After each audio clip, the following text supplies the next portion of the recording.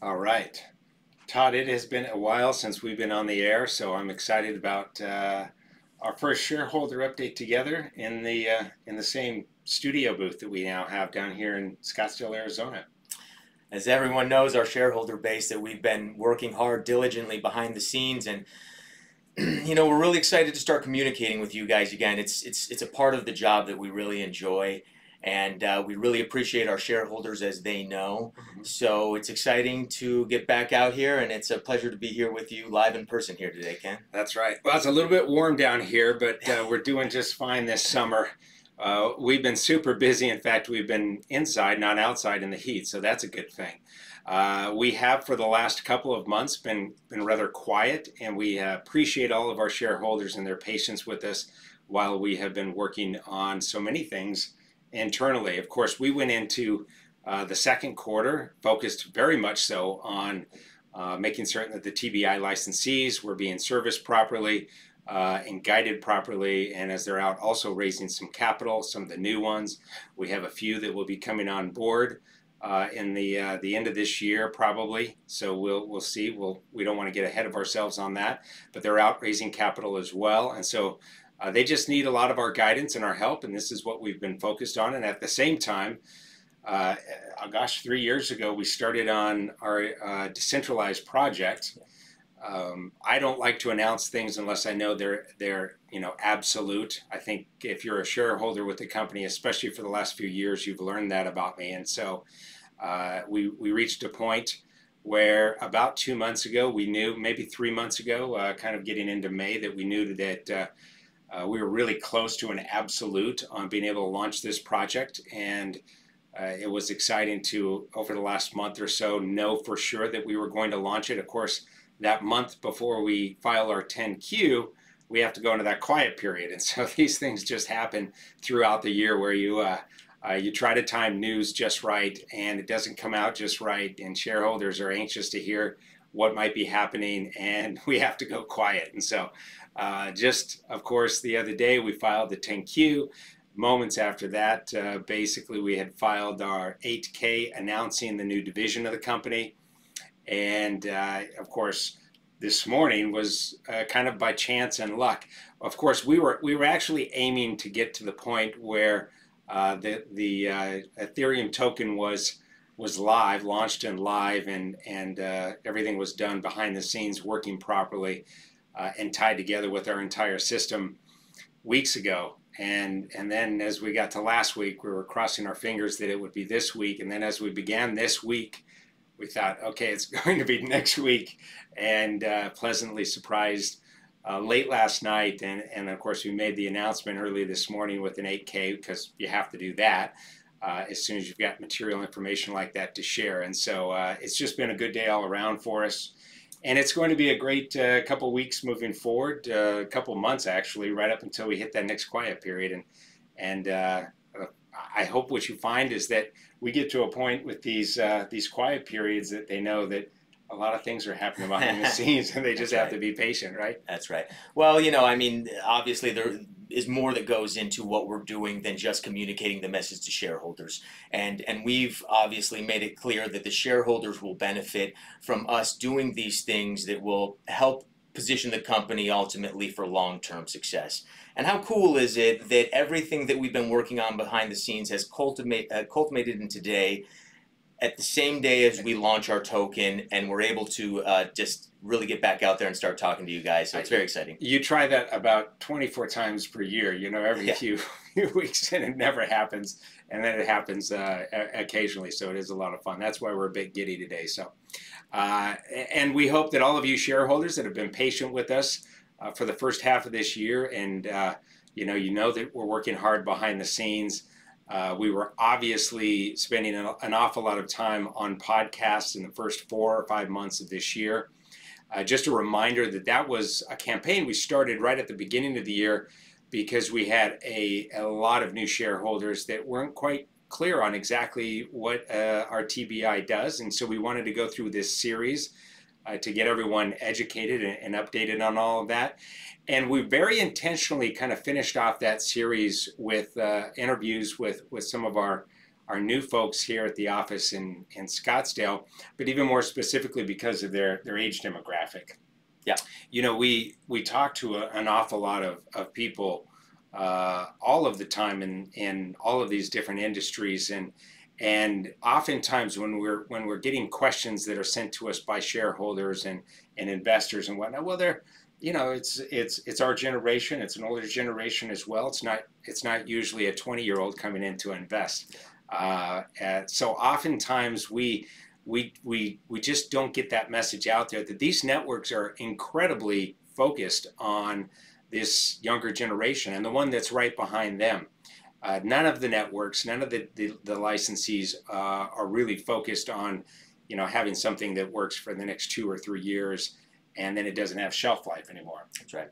And Todd, of course, has become a student now for many years, as I have, but kind of from 2 different points of view as it relates to blockchain and cryptocurrency. And of course, this is a really you know, it's a very big topic, I should say, with the Gen Z generation and their demographic, and even, you know, our 14-year-old is talking about cryptocurrency all of the time as well. So it's something that we have been planning on launching this division. Of course, it always comes together, sometimes driven by what can we do technology-wise today, and what do we want to do, and when will that happen? Mm-hmm. Do we have to wait a while for that technology to catch up with us, hardware and software, et cetera? And so these are, you know, there's 100 moving parts in our company, and then there's 100 moving parts in each of the licensees. And so you have to just match all of these things up and make certain the timing is right. We have a lot of private investors. They focus and are in our ear constantly to make certain that we're doing everything at the right time, because that's the thing in the startup space, Todd, as you know. If the timing is wrong, then poof, the company's gone. And so we take a lot of pride that each of our companies, none of them have poofed, right? And part of what you've alluded to will also dovetail into what we'll talk about during tomorrow's podcast for MJ Link. Obviously, we know the history of cannabis companies that have decided to go public at the wrong time, and that's something that we've always been really strategic about our decision. So, cannabis, an emerging market, crypto, a brand new, really emerging market and emerging technology, one that we've been inundated in for many years, and we're just happy to help bring this to the masses because we know that's where it's going. So let's start this out. You know, that was a little introduction to let you know that we're back on the airwaves here, but let's start out. Of course, the 10Q, any quarterly update, is a publicly filed document. We encourage everyone to read through all of them, but you know, if you haven't read through the last few, then you'd be sitting in front of those for a while. But they tell a story. And over the last number of years since we've become a public company back in June of 2016, that story has progressed to exactly where we are today. And there's breadcrumbs that lead all the way to really this week, and they'll continue to lead to where we're planning on going, which I'm going to get into a lot of detail here in a few minutes, because I know that we've had a lot of email questions this week that have come through, you know, trying to get as many details as possible. Our white paper is extremely intense, and it's complicated for those that don't have a blockchain background. And it's very important for us to keep some of the intellectual property in that close to our chest. It's why, in order to get that white paper, you have to do an online non-disclosure agreement. But that being said, we have a lot of shareholders that want to know, you know, maybe not all of the intellectual property. They want to know how everything works. So we're going to get to that in a few minutes. But as it relates to our second quarter filing, as usual, we brought down expenses. We increased revenue. Was it significant on either side? No, not yet. But it should show you that this is the direction that we go. We're constantly focused on growing the company and making certain that each of the licensees have a good foundation incubator that is growing and helps them grow too. If the incubator is not growing, then it sort of stalls out that growth, especially on the technology side for all of the licensees. Absolutely. Go and read the queue if you've got some questions. And by the way, we're going to answer a lot of questions that you might have here. If anyone sees me keeping my eye on the corner here, I do have the chat. Yeah, we have the chat right over here. So many of the questions have come in throughout the course of the week, and we're going to get to those. But if we miss anything and anyone has anything specific that they want us to address, include it in the questions, as we know that you often do, and we'll make sure to get to those as well. So, and just before we dive into the fun for me anyway, we have a new podcast series starting next week. And I think we're shooting for every week. I mean, you know, if Todd and I didn't have other things to do, we'd probably do it every single day because we're just so excited about this new division and really where the company is going. The fact is, when we started to think about the really the cryptocurrency aspect of what we could do and the blockchain aspect of our network, years ago, back in 2017, it was from conversations that we were having early on with some people who were getting into altcoins and Bitcoin very early. In fact, they were educating us kind of at that stage of the game. And we knew that there was some really unique ways that we could leverage altcoins and reward point systems, not just in our own networks, kind of now. And when I say now, I'm talking about these last few years, but in the future, and this is what we're always looking at, right? When we have a new company come into our incubator, we make them sit down with us and let's plan out the next 5 years, but what does 5 to 10 years look like too?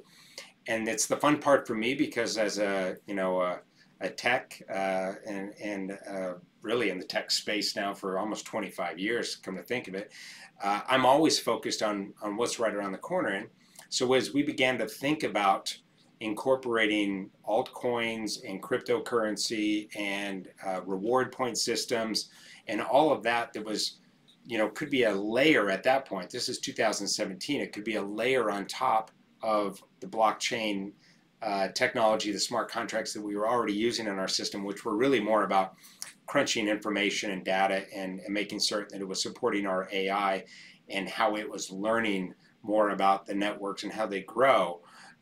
We also knew that there would come a day where we probably 5 years from now better have rebuilt the entire platform using smart contracts. Because I want people who aren't as familiar with these buzzwords that you're constantly hearing about, which is blockchain and cryptocurrency and Bitcoin and Ethereum, smart contracts, digital assets, Cardano and get into the specific Uniswap coins. And all of these things that kind of make it to the headlines, especially at your CNBCs and other stations like that. What that really means in the future, that's just one aspect of it. I remember, of course, I worked for a software company that we turned into Realtor.com, and then we were a .com, right? We had to take that software, which was sitting on servers, and move that online so that people could access that. And at that time, I was exposed to all of these different tech opportunities. Hey, come leave there and come work for us and help us do our startup. And you know, the .com space was evolving so quickly, and that's what we called it, right? You know, the .com. If you're old enough, you're listening, and 20 years ago, .com was this big buzzword. 23, 4 years ago, it was a big buzzword. Well, what did that mean? Well, that meant in order to get your company or your application or whatever that might be online, you had to use HTML and at that time ASP and Cold Fusion and some PHP and that sort of thing. And then we progressed. And before you know it, it was easy enough, and we had enough people out there who knew how to write code that everyone had a website. You could be a one-person operation, you had a website. Right. Well, this is where we're going with blockchain. I think so too. And there were folks in the early stages of the internet that said eventually every small business will be utilizing the internet. And understanding how that might come to fruition was tough for a lot of people to see at that time. I know that there have been those that speculated a similar transition with rewards points, internal coins for platforms, smart contract applications. And, NFTs, another probably buzzword that we will get into more specifically. Right. And that this is going to be something that every business will utilize eventually.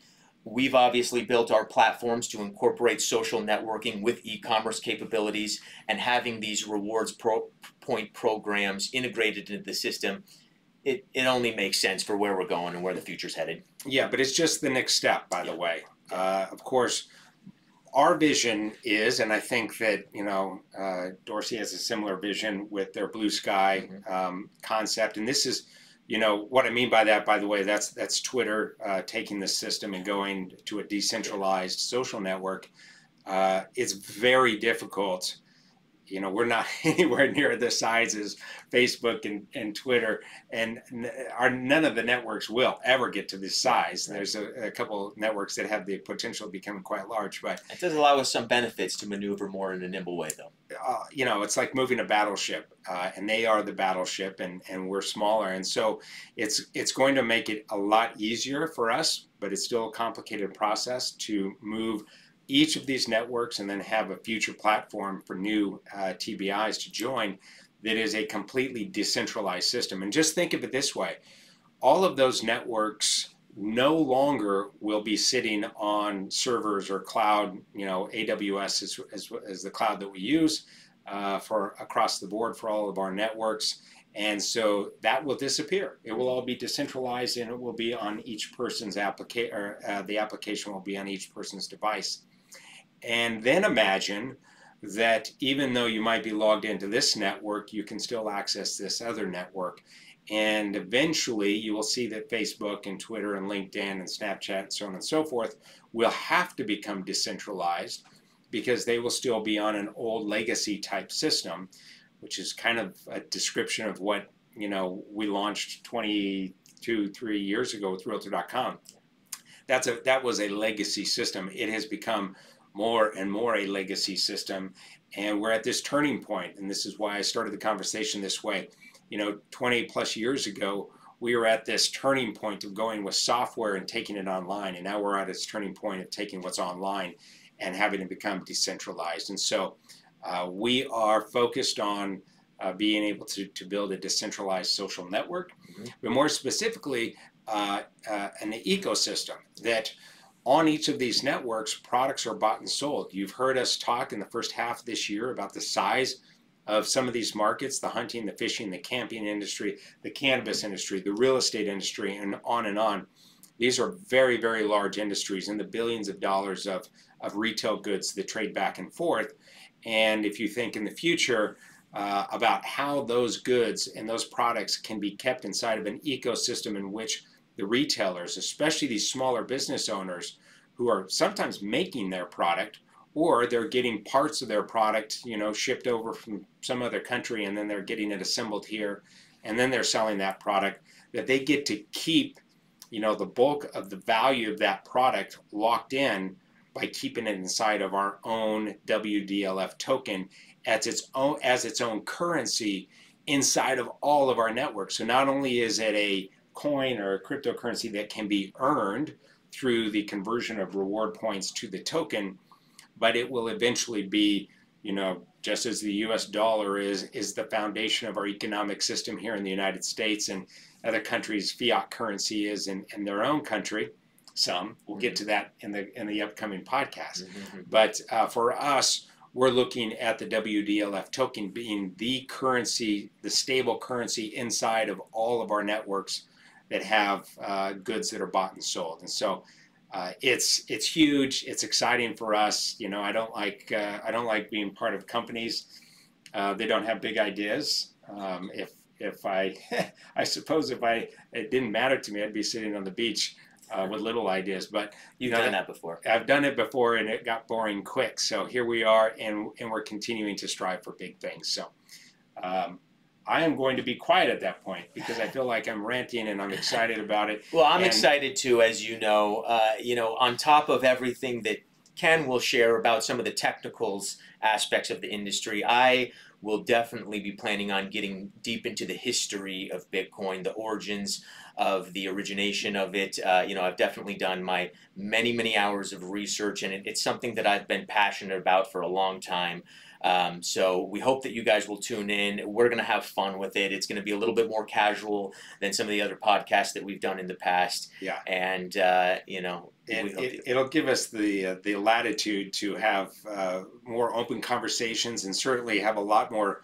It'll be live, so we will have a lot more interaction with those of you who are interested in learning more about that industry, and of course about this division and how the company is growing around that, and the value to the shareholders for that. But even more importantly, we will have some amazing experts in the industry. We're still trying to get a hold of Michael Saylor, right? But we'll have some amazing people who are in the industry as experts. They've been in the industry for a long time. Many names that you'll probably be familiar with if you follow YouTube channels and whatnot. So it's going to be a lot of fun, and you know, we'll save some more of the fun morsels for. I don't want to drop them all right now, but we've got a lot of really cool things that we've been working on now for about the last month, since we knew that we were about to launch this, and that we would follow it up with this podcast series. And so the whole podcast series is really kind of coming along too. So it'll be a good time.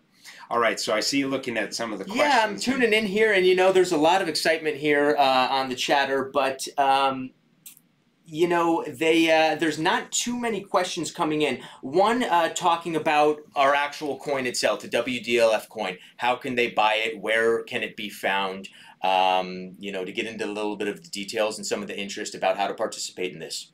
Yes, so, well, I won't give you a full-on dissertation, but if you've been paying attention to the news over the last many months, especially with this new administration here in the U.S., the SEC and the Treasury Department, you know, cryptocurrency has been at the top of the news, right? And it's really about all of these companies, especially here in the United States, that went out and did public coin offerings, ICOs, and that, let's see, what happened there? Did we lose our feed? We may be having a little technical difficulty here. Problem? Okay. All right, well, I'm going to keep going here. Sorry, folks. We want to make certain that our stream didn't die off. Does it say that it did? Yeah. No? Is it? It looks fine on this side. So Looks fine? Okay.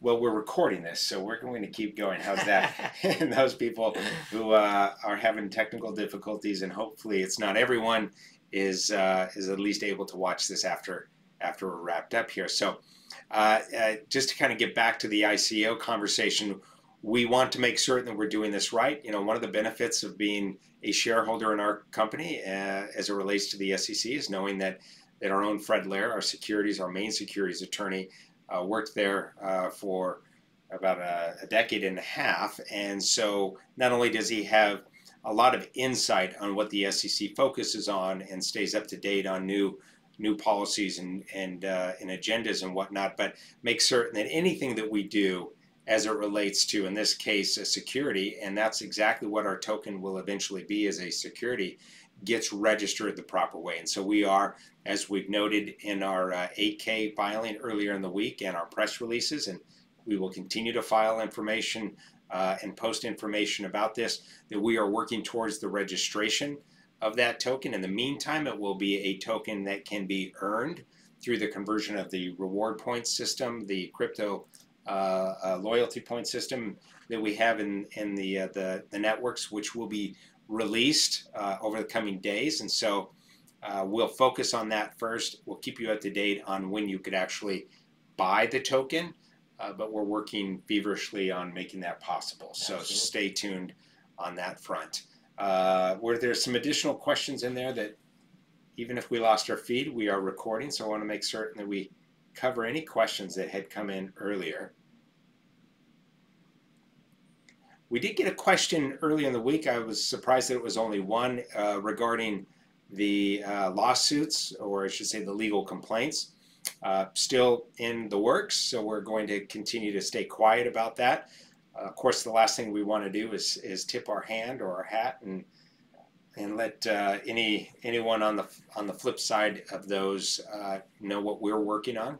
But we were constantly working on that stuff. I think I've made that clear maybe in the past, which is why we didn't get a lot of questions about it. But just to reiterate, any additional questions there? You know, we don't really have too many, but we do have, as you know, another live streaming podcast tomorrow for MJ Link specifically, but we can tap into some of the things that were maybe missed on this event. And I think that a lot of our shareholders have seen some of the exciting things going on the MJ Link platform and the MJ Invest platform, but I will save some of that excitement for tomorrow. Yeah. Well, we have a very full podcast prepared for tomorrow, kind of a different format too. So I won't let the cat out of the bag on that one just yet. But if you are interested in finding out more about MJ Link and getting invested in MJ Link, or if you've already invested in MJ Link and want to learn more about where the industry is at right now, where we are at with regard to taking that company public and all of the things we've been doing now for months, that will be covered in the podcast tomorrow. Plus, we have an email update going out to all of the MJ Link shareholders. So if you're listening and you're a shareholder, keep an eye out for that, either later today or tomorrow, but certainly before the podcast. So, okay, well, we think that we have a partial or a full technical problem here. We will wrap up, but we will be back on the airwaves to talk more about Decentral Life as a division and the company in general, Social Life Network, next Tuesday. Is that right? That's right. Next Tuesday. Okay. All right, everyone. Thank you again for all of your support. Thank you for being patient with us during this last quiet period and certainly through the summer while we've been so focused on helping out all of our licensees and launching this new division. We very much appreciate it, and we will be seeing you soon. Thanks again, everyone. Bye-bye.